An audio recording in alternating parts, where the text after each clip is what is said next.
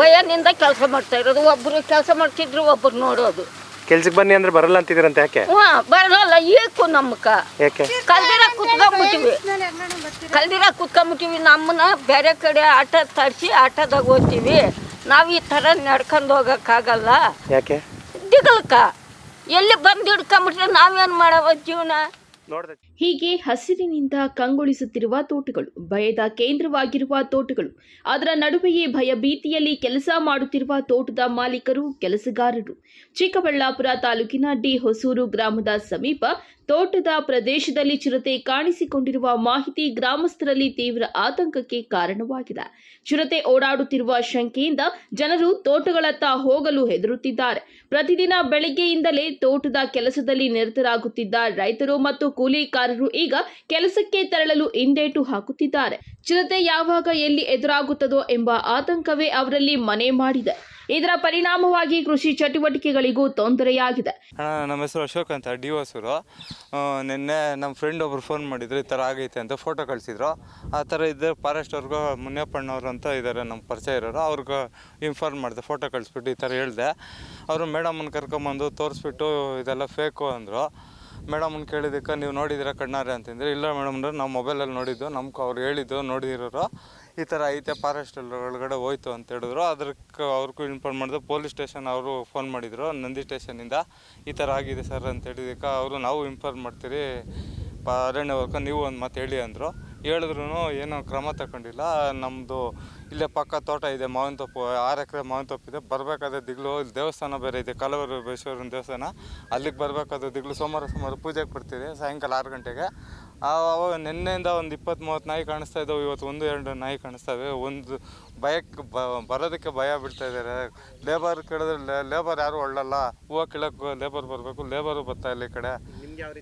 ನಮಗೂ ಅದೇ ಸರ್ ಹೇಳ್ತಾ ಇಲ್ಲ, ಈ ಥರ ಫಾರೆಸ್ಟ್ ಇದ್ದು ಈ ಥರ ಏನು ಅನುಕೂಲ ಇಲ್ಲಲ್ಲ ಸರ್. ಮೇನು ಗಾರ್ಡ್ಗಳು ಕೇಳಿದ್ರೆ ಅವರು ಏನೋ ಒಂದು ಇದು ಮಾಡಿಲ್ಲ. ಒಂದು ನಿಮ್ಗೆ ಕಾಣಿಸ್ಕೊಂಡಿದ್ದು ಯಾವ ರೀತಿ ಭಯ? ಕಾಣಿಸ್ದಾಗಿನಿಂದ ಒಂಥರ ಏನು ಒಂದು ಇದಾದ್ರೂ ಒಂಥರ ಜಲ್ ಅನಿಸ್ತದೆ ಸರ್. ಅಲ್ಲಿ ಕುತ್ಕೊಂಡಿದ್ದಾರೆ ತೋಟದಲ್ಲೇ. ಇದಕ್ಕೆ ಮುಂಚೆ ಏನು ಕಾಣಿಸ್ಕೊಂಡಿಲ್ಲ. ಈ ನಿನ್ನೆಯಿಂದನೇ ಇದಾಗಿಲ್ಲ ಸರ್ ಇದು. ಇನ್ನು ರೈತರ ತೋಟಗಳ ಬಳಿ ಚಿರತೆ ಕಾಣಿಸಿಕೊಂಡಿದೆ ಎಂಬ ಸುದ್ದಿ ಹರಿದಾಡುತ್ತಿದ್ದಂತೆ ಸಂಜೆ ವೇಳೆಯ ಬಳಿಕ ಹೊರಗಡೆ ಓಡಾಡದಂತೆ ಗ್ರಾಮಸ್ಥರು ಪರಸ್ಪರ ಎಚ್ಚರಿಕೆ ನೀಡುತ್ತಿದ್ದಾರೆ. ಸ್ಥಳೀಯರು ಅರಣ್ಯ ಇಲಾಖೆಗೆ ಮಾಹಿತಿ ನೀಡಿದ್ದು, ಅಧಿಕಾರಿಗಳು ಕೂಡಲೇ ಸ್ಥಳಕ್ಕೆ ಭೇಟಿ ನೀಡಿ ಪರಿಶೀಲನೆ ನಡೆಸಿ ಅಗತ್ಯ ಕ್ರಮ ಕೈಗೊಳ್ಳಬೇಕು ಎಂದು ಒತ್ತಾಯಿಸಿದ್ದಾರೆ. ಚಿರತೆಯನ್ನ ಸುರಕ್ಷಿತವಾಗಿ ಸೆರೆ ಹಿಡಿದು ಅರಣ್ಯ ಪ್ರದೇಶಕ್ಕೆ ಸ್ಥಳಾಂತರಿಸುವಂತೆ ಗ್ರಾಮಸ್ಥರು ಆಗ್ರಹಿಸಿದ್ದಾರೆ. ಡಿ ಹೊಸೂರು ಗ್ರಾಮದ ಬಳಿ ಚಿರತೆ ಪ್ರತ್ಯಕ್ಷವಾಗಿರುವ ಸುದ್ದಿ ಸುತ್ತಮುತ್ತಲಿನ ಗ್ರಾಮಗಳಲ್ಲಿ ಆತಂಕದ ವಾತಾವರಣ ಸೃಷ್ಟಿಸಿದೆ. ರೈತರು ಹಾಗೂ ಕೂಲಿಕಾರರು ತೋಟಗಳಿಗೆ ತೆರಳಲು ಹೆದರುತ್ತಿದ್ದು, ಕೃಷಿ ಚಟುವಟಿಕೆಗಳ ಮೇಲೂ ಪರಿಣಾಮ ಬಿದ್ದಿದೆ. ನಾಗಮ್ಮ ಯಾವರು? ತಾಳಹಳ್ಳಿ. ಯಾಕೆ? ಆಗ ಜಾಗ ಬಂದ ಚಿಟ್ಟೆ, ಅದಕ್ಕೆ ಭಯ. ಅದಕ್ಕೆ ತೋಟ ಕೆಲಸ ಮಾಡ್ತಾ ಇದ್ದೀವಿ ನಾವು. ಅದಕ್ಕೆ ಒಂದು ಸೂಪು ತೋಟದವ್ರು ಬೈತಾರೆ, ಏನು ಕೆಲಸ ಮಾಡಲ್ಲ ನೀವು, ಏನಕ್ಕ ನೀವು ಹತ್ತೋಗೋದು ನೋಡೋದು ಅಂತ ಭಯ ಇರ್ತವ್ರೆ. ಅದಕ್ಕೆ ನಾವು ಭಯದಿಂದ ಕೆಲಸ ಮಾಡ್ತಾ ಇರ್ತೀವಿ. ಭಯದಿಂದ ಕೆಲಸ ಮಾಡ್ತಾ ಇರೋದು. ಒಬ್ಬರು ಕೆಲಸ ಮಾಡ್ತಿದ್ರು, ಒಬ್ಬರು ನೋಡೋದು. ಕೆಲ್ಸಕ್ಕೆ ಬನ್ನಿ ಅಂದ್ರೆ ಬರಲ್ಲ ಅಂತಿದ್ರಂತ ಯಾಕೆ? ಬರಲ್ಲ. ಏಕು ನಮ್ಮಕ್ಕ ಕಲ್ದಿರ ಕುತ್ಕೊಂಬಿಟ್ಟಿವಿ. ನಮ್ಮನ್ನ ಬೇರೆ ಕಡೆ ಆಟ ತರಿಸಿ ಆಟದಾಗ ಹೋಗ್ತೀವಿ. ನಾವು ಈ ಥರ ನಡ್ಕೊಂಡು ಹೋಗೋಕ್ಕಾಗಲ್ಲ. ಯಾಕೆ? ದಿಗಲ್ಕ ಎಲ್ಲಿ ಬಂದು ಹಿಡ್ಕೊಂಬಿಟ್ರೆ ನಾವೇನು ಮಾಡವ ಜೀವನ?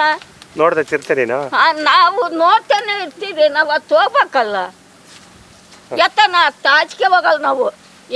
ನಾವು 5-6 ಆಳು ಹೋದ್ರೆ ಒಂದು ಹೆಂಗ್ಸ್ ಹೋಗ್ಬೇಕಾದ್ರೆ 5-6 ಆಳು ಜೆತ್ತಿಕ್ಕೊಂಡು ಹೋಗ್ತೀವಿ. ಇವತ್ತು ಹೊರದಾಗೆ ಕುತ್ಕೊಂಡ್ಬಿಡೋದೆ. ನಿನ್ ಚಿರತೆ ಬಂದಿದೆ ಅಂತ ಯಾಕೆ ಗೊತ್ತಾಯ್ತು?